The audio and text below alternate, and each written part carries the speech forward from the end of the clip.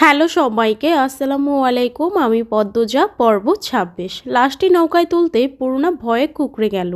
মোর্শেদের পাশ ঘেঁষে বসে। তার মনে হচ্ছে চারদিক থেকে প্রেতাত্মারা তাকিয়ে আছে, যে কোনো মুহূর্তে ঝাঁপিয়ে পড়বে, ঘাড় মটকে দিবে। ঘাড় মটকানোর কথা ভাবতেই পূর্ণার ঘাড় শিরশির করে উঠল। ভূত ভূত বলে চেঁচিয়ে ওঠে। হঠাৎ পূর্ণার চিৎকার শুনে মোর্শেদ ভয় পেয়ে যান। এমনিতেই গায়ে কাটা দিচ্ছে লাশ দেখে তিনি পূর্ণাকে এক হাতে জড়িয়ে ধরে বললেন, কোনে ভূত, ডরাইস না। মাথার কাছে বাঁধা দড়িটা খুলে কাপড় সরাতে একটা মৃত মেয়ের মুখ ভেসে ওঠে। হেমলতা পদ্মজা দুজনেই ভেতরে ভেতরে চমকে যায়, কিন্তু প্রকাশ করল না। হেমলতা এদিক ওদিক তাকিয়ে মানুষের উপস্থিতি দেখেন, এরপর কণ্ঠ খাদে নামিয়ে বলেন, চিনি না তো, তুই চিনিস? পদ্মজা মাথা নাড়িয়ে জানালো সে চিনে না। পরপরে মোর্শেদকে ডাকলো পদ্মজা, আব্বা দেখো তো, তুমি চিনো নাকি? মোর্শেদ উঠে আসতে চাইলে পূর্ণা ধরে রাখে। মোর্শেদ পূর্ণাকে নিয়ে এগিয়ে আসেন। মৃত মেয়েটার মুখ দেখে বললেন, না চিনি না। হেমলতা চিন্তায় পড়ে যান। শরীরে পশম কাটা দিচ্ছে, চারদিকে অন্ধকারে ঢাকা হিমশীতল বাতাস, আর সামনে সাদা কাপড়ে মোড়ানো এক মেয়ের লাশ। তিনি ব্যথিত কণ্ঠে বললেন, কোন মায়ের বুক খালি হলো কে জানে? পদ্মজা বিড়বিড় করে, আমার একজনকে চেনা লাগছে আম্মা। হেমলতা ধৈর্য হারায় প্রশ্ন করেন, কে? চিনেছিস? নাম কি জানিস? পদ্মজা ভাবছে, গভীর ভাবনায় ডুবে গেছে, কিছু ভাবছে। হেমলতার প্রশ্নের জবাবে বলে, নাম জানি না আম্মা, দাঁড়াও আমি বলি লোকটা কেমন। পদ্মজা চোখ বুঝে কিছুক্ষণ আগের মুহূর্তে ফিরে যায়। চোখ বুঝে অবস্থা রেখে বলে, আব্বা যখন বলল কে রে, তখন লোকটা আমাদের দিকে তাকায়। লোকটার চোখগুলো ভীষণ লাল, অনেক মোটা, খুব কালো, মাথার চুল ঝুঁটি বাঁধা ছিল। এমন একজন লোক আমি স্কুল থেকে ফেরার পথে অনেকবার দেখেছি। কথা শেষ করে পদ্মজা চোখ খুলে খুশিতে গদগদ হয়ে বলল, লোকটার দেখা পেলে আমি ঠিক চিনে ফেলবো আম্মা। চিনে কি হবে, প্রমাণ তো নেই। আর মেয়েটা মারা গেছে নাকি খুন সেটা তো জানি না। প্রমাণ নেই তা ঠিক, কিন্তু মেয়েটা খুন হয়েছে আম্মা। এই দেখো মেয়েটার গলায় কত দাগ, আর পেটের কাছে দেখো রক্তের দাগ। নদীর পানি পুরোটা রক্তে মুছে দিতে পারেনি।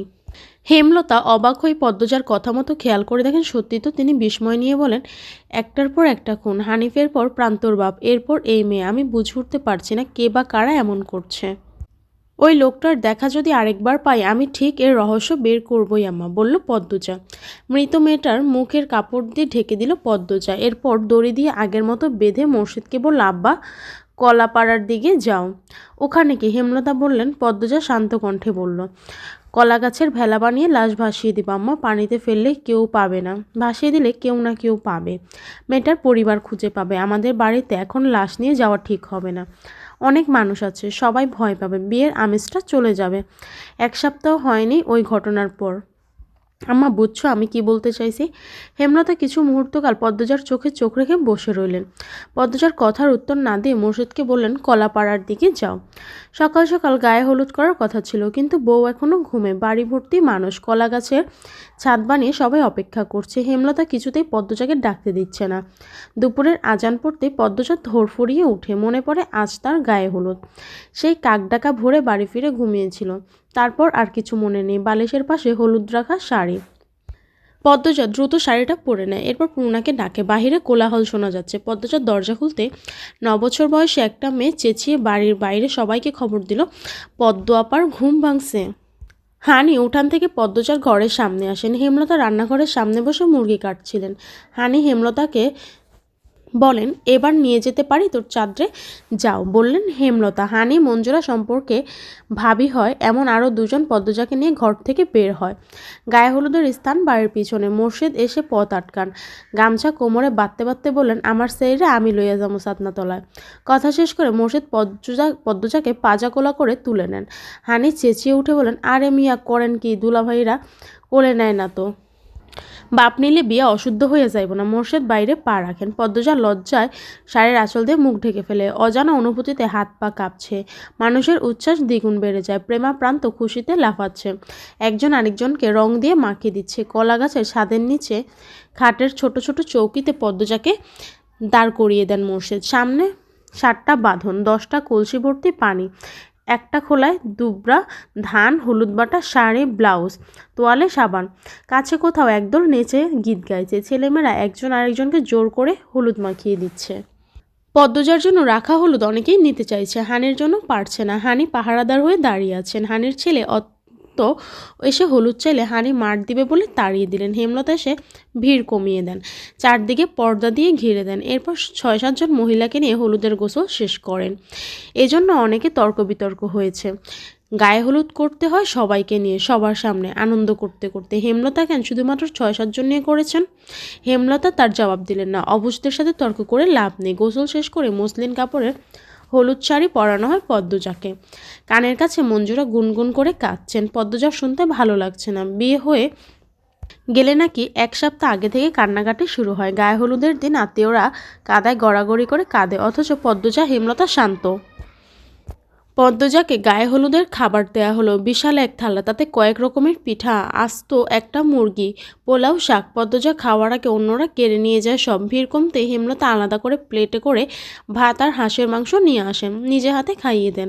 খাওয়ার মাঝে পদ্মজার মনে পড়ে মঞ্জুরা তখন বলেছিলেন বিয়ের পর মেয়েরা পর হয়ে যায়, মা বাবার পর হয়ে যায়। স্বামী আর স্বামীর বাড়ি সব। মা বাবার সাথে দেখা করতে তাদের অনুমতি লাগবে। পদ্মজা হেমলতার দিকে তাকিয়ে ভাত চিবোয়। হেমলতা খেয়াল করেন পদ্মজা তার দিকে হাঁ করে তাকিয়ে আছে, চোখের পলকে ফেলছে না, চোখে জল চিকচিক করছে। তিনি পদ্মজাকে বলেন খাওয়ার সময় কাঁদতে নেই। পদ্মজা ফোপাতে থাকলো, ফোপাতে ফোপাতে খাবার শেষ করে। চোখের জলে বুক ভিজে একাকার। হেমলতা ঘরের বাইরে এসে হাতের উল্টো পাশ দিয়ে চোখের জল মুছেন। কি যে যন্ত্রণা হচ্ছে বুকে। কাঁদতে পারলে বোধহয় ভালো হতো, কিন্তু কাঁদার সময় কোথায়? সবার সামনে যে তিনি আর কাঁদতে পারেন না। ভিড় কমলে কাঁদবেন, অনেক কাঁদবেন, জীবনে শেষবারের মতো কাঁদবেন। এরপর আর কখনো কাঁদবেন না, কোনো দিনও না।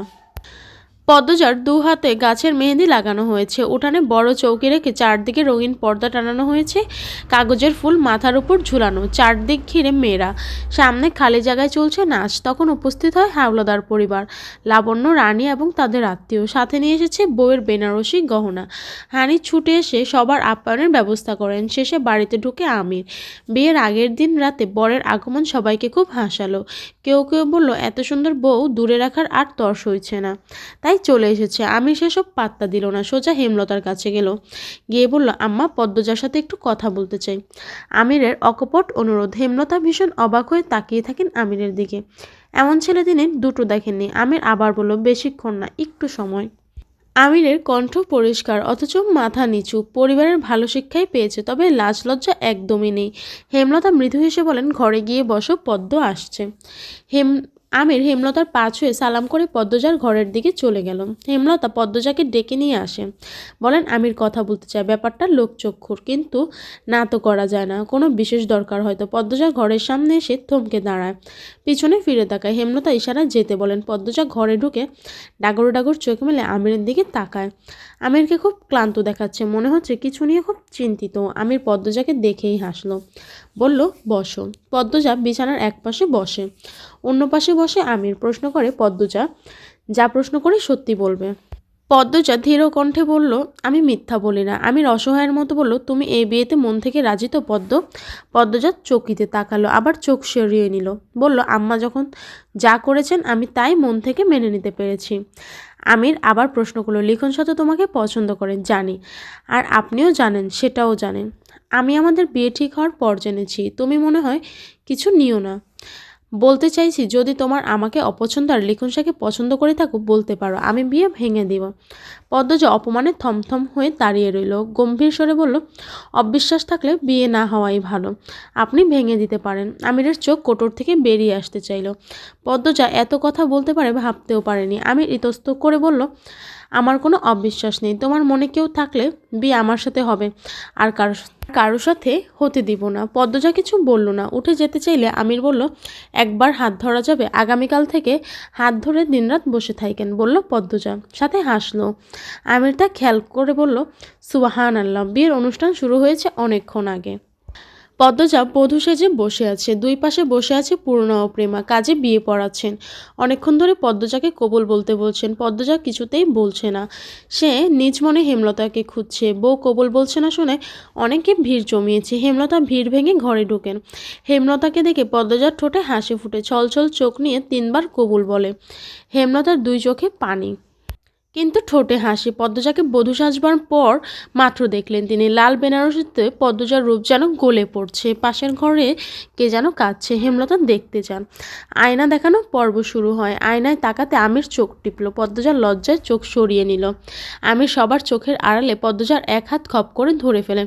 পদ্মজা কেঁপে উঠে ভয়ে। আমির ফিসফিস করে বলল, এই যে ধরলাম, মৃত্যুর আগে ছাড়ছি না। বিয়েবাড়ির ভিড় কমে গেছে, বিদায়ের পালা চলছে। করুণ কান্নার স্বরে চারদিক হাহাকার করছে। মঞ্জুরা হানি কেঁদে কুল পাচ্ছে না। মসজিদ নদীর ঘাটে বসে গোপনে চোখের জল ফেলছেন। পূর্ণা পদ্মজার গলা জড়িয়ে সেই যে কান্না শুরু করেছে, থামছেই না। প্রেমাপ্রান্ত কাঁদছে, কাঁদছে আরও মানুষ। একটা মেয়ের বিদায়ের পর্ব কতটা কষ্টের তা শুধু সেই মেয়ে আর তার পরিবার জানে। পদ্মজা কাঁদছে। পূর্ণার মাথায় পিঠে হাত বুলিয়ে বারবার বলছে, বোন, বোন আমার, মন খারাপ করে থাকবি না, একদম একদম কাঁদবি না। আমি আসবো, তুইও যাবি। আমার খুব কষ্ট হবে রে বোন, আর কাঁদিস না। এভাবে কাঁদলে অসুস্থ হয়ে যাবি। রিদওয়ান তাড়া দেয়, সন্দেহ হয়ে যাবে। তাড়াতাড়ি করুন। পদ্মজা আকুল হয়ে কেঁদে ডাকে, আম্মা কই, আমার আম্মা কই, আম্মা ও আম্মা। হেমলতা লাহারি ঘরের পাশে দাঁড়িয়েছিলেন। পদ্মজার ডাকে হেঁটে আসেন। এক একটা পা মাটিতে ফেলছেন আর বুক ব্যথায় চুরমার হয়ে যাচ্ছে। তবু হাসার চেষ্টা করছেন, কিন্তু পারছেন না। যে মেয়ের জন্য তিনি নতুন করে জীবনের মানে খুঁজে পেয়েছিলেন, সেই মেয়ের আজ বিদায়। সারা জীবনের জন্য অন্যের ঘরে চলে যাবে। হেমলতাকে দেখে পদ্মজা ছুটে এসে জড়িয়ে ধরে হাউমাউ করে কেঁদে উঠল। হেমলতা দ্রুত চোখের জল মুছে পদ্মজাকে আদরে কণ্ঠে বলেন, এভাবে কাঁদতে নেই মা, বিয়ে তো হবারই কথা ছিল। আম্মা, আমি তোমাকে ছাড়া থাকবো কেমন করে? সবাইকে থাকতে হয়, আস্তে আস্তে ঠিক হয়ে যাবে মা। হেমলতা পদ্মজার কপালে চুমু খান। পদ্মজার দুই চোখের জল মুছিয়ে দিয়ে বলেন, শ্বশুরবাড়ির সবার সাথে মিলেমিশে থাকবি, নিজের খেয়াল রাখবি। পদ্মজা হেমলতাকে জোরে চেপে ধরে বলে, আম্মা আমি যাব না, আমি যাব না আম্মা। হেমলতা পদ্মজার মুখের দিকে চাইতে পারছেন না। ভাঙা গলায় আমিরকে ডেকে বলেন, নিয়ে যাও আমার মেয়েকে, খেয়াল রেখো, ওর আব্বা ঘাটে বসে আছে, ডাকতে হবে না। একা থাকুক, তোমরা পদ্মকে নিয়ে যাও, সন্ধ্যা হয়ে যাচ্ছে। আর কিছু বলতে পারলেন না। চোখ বেয়ে টুপটুপ করে কয়েক ফোঁটা জল গড়িয়ে পড়ে মাটিতে, পদ্মজার বেনারসিতে। আমি পদ্মজাকে পাজাকোলা করে নেয়। পদ্মজা আকুতি ভরা কণ্ঠে হেমলতাকে ডেকে অনুরোধ করে তাকে জড়িয়ে ধরে রাখতে। হেমলতা রাখেনি, মুখ ঘুরিয়ে নেন। পূর্ণা দুহাতে মুখ ঢেকে কাঁদছে। পদ্মজাকে পালকিতে বসিয়ে দেয় আমির। এরপর দুহাত পদ্মজার গালে রেখে বলল, একদিন পরেই আসবো আমরা। পদ্মজা দুই হাতে মুখ ঢেকে ফুপিয়ে ওঠে। সবকিছু শূন্য লাগছে, মস্তিষ্ক ফাঁকা হয়ে গেছে। পালকি ছুটে চলেছে শ্বশুর বাড়ি। পূর্ণা হেমলতাকে জড়িয়ে ধরে বলে, আম্মা কেন বিয়ে দিলা আপারে, তোমার কি কষ্ট হচ্ছে না? হেমলতা হাঁটু ভেঙে মাটিতে বসে পড়েন। পূর্ণাকে জড়িয়ে ধরে গগন কাঁপিয়ে চিৎকার করে কেঁদে ওঠেন। উপস্থিত সবার কান্না থেমে যায়। হেমলতা পূর্ণাকে জড়িয়ে ধরে বললেন, আমি যদি পারতাম আমার পদ্মকে বিয়ে দিতাম না পূর্ণা। ও যে আমার ৭ রাজার ধনের চেয়েও বেশি কিছু। হানি বরাবরই কাঁদক স্বভাবের। হেমলতা কখনো কাঁদে না। সেই হেমলতা এভাবে কাঁদতে দেখে কান্না লুকিয়ে রাখতে পারল না। হেমলতার মাথা বুকের সাথে জড়িয়ে ধরে কেঁদে বলল, এটাই তো নিয়ম, কেঁদে আর কি হবে। হেমলতা মুহূর্তে ছোট বাচ্চা হয়ে যায়। হানিকে ধরে হাউমাউ করে কেঁদে উঠে বলে, আপা ও আপা, ওরা আমার মেয়ে নেয়নি, আমার কলিজা ছিঁড়ে নিছে। আপা, কেন বিয়ে হলো আমার পদ্মের?